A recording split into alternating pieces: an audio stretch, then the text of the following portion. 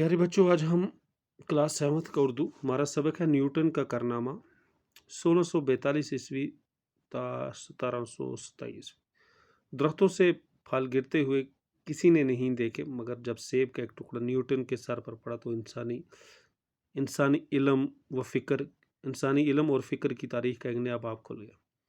क्योंकि इस वाक़े से साइंसदानों साइंसदान ने कशिश साकल के वो असूल अखज़ किए जिन्होंने आजकल की साइंस के अरखे खद व खाल की तरबियत की। मॉडर्न साइंस जैसे गैलीलियो और इसके पेशरों ने अपने खून से सूंचा था, न्यूटन तक पहुँचते हुए एक तनावर पौधा बन गया, जिसकी मज़ीद नशो नुमा को नासाजगार ख्वा के झोंकों से कोई ख़तरा न रखा। न्यूटन के अहद में रियाजी, नजूम, सितारों का इल्म और फिज़िक्स जैसे उलूम व लुग़त को पहुँचे। 1642 ईस्वी में जब रोम की जेल में गैलीलियो दम तोड़ रखा था, इंग्लैंड के एक छोटे गांव में बाप की वफ़ात के बाद एक बेवा माँ के बातन से ज़माना हाज़र का बाबा साइंस का एक लागर और बीमार बच्चे की शक्ल में दुनिया में वारद हुआ। माँ की दोबारा शादी पर उसकी परवरिश उसकी दादी ने की। नए खामन की वफ़ात के बाद माँ ने उसे वापस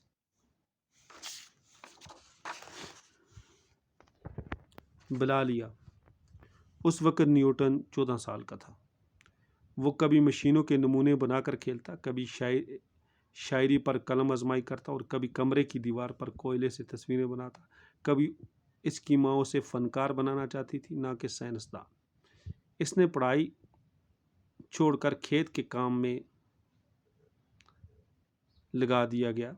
एक बार उसके चाचा ने उसे काम से फारग होकर चोरी छुपे किताबें पढ़ते देखकर कहा, तुम आवारा गर्द बनोगे या ज़हीन तरीन आदमी इंसान। चाचा के कहने पर उसकी माँ उसे मज़ीद तालीम हासिल करने के लिए कैम्ब्रिज भेजने के लिए रजामंद होगी, जहाँ 4 साल बाद 23 साल की उम्र में उसने BA की डिग्री हासिल की। 1.5-2 बरस बाद न्यूटन कैम्ब्रिज में मालम की एक छोटी सी नौकरी मिल गई, मगर उसने तेज़ी से तरक्की की और 27 साल की उम्र में रियाजी का मुकम्मल प्रोफेसर बन गया। न्यूटन ने इसके बाद अपनी दरियाफ्तों का सिलसिला एक लंबा सिलसिला शुरू किया। रोशनी पर तजर्बे करते उसने बताया कि सफ़ेद रोशनी दरअसल 7 रंगों की रोशनी का मरकब है, जिन्हें अलग अलग किया जा सकता है। इसने चीज़ों की हरकत के बारे में 3 असूल दरियाफ्त किए। पहला असूल ये है कि कोई साकन चीज़ तब तक मुतहरक नहीं होगी और कोई मुतहरक चीज़ तब तक साकन नहीं होगी जब तक इस पर ताकत का इस्तेमाल न किया जाए। दूसरे असूल के मुताबिक हरकत की रफ्तार ताकत के तनासब से बदलती है। तीसरा असूल में उसने बताया कि खार अमल का मसावी उल्टा रद्द अमल होता है। इन असूलों से न सिर्फ साइंस ने इल्म को एक नई वसअत दी, बल्कि इल्मी अजादों को भी फ़रोग़ दिया। कशिश साकल की दरियाफ्त, जिसका राज इसने एक सेब को गिरते देख कर बताया था। न्यूटन का साइंस की दुनिया को सबसे कीमती तोहफ़ा था। इसने बताया कि एक मरका हर रोज़ दूसरे ज़र्रे को अपनी तरफ खींचता है। इस बामी कशिश साकल से ये निज़ाम शमसी और सितारों व सियारों के निज़ाम कायम है और अपने मखसूस तरीके से मुतहरक है। इस असूल के मदद से न्यूटन ने ज़मीन और सूरज के वज़न का शुमार किया। समुद्री जौहर भट्ठा को भी उसने चाँद और सूरज की कशिश का नतीजा करार दिया। न्यूटन ने रियाजी के इल्म में कुछ नए इजाफे किए, जिससे आज भी अलूम मुस्तफ़ीद हो रहे हैं, क्योंकि नई हदों को छूने के बाद रियाजी का इतलाक़ न सिर्फ ज़्यादा वसी किस्म के मसाइल पर होना मुमकिन हो गया, बल्कि मुख्तसर फर्मों के लंबे और चौड़े अरबों की जगह ले ली।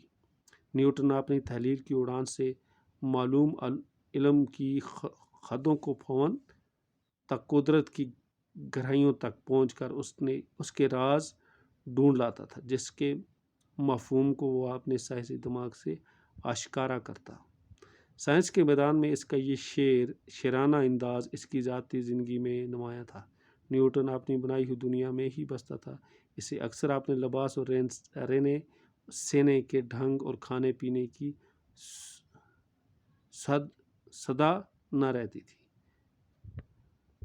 ریاضی کی مشقوں سے نیوٹن کا بنیادی صدا اپنا جی بھلاوا تھا۔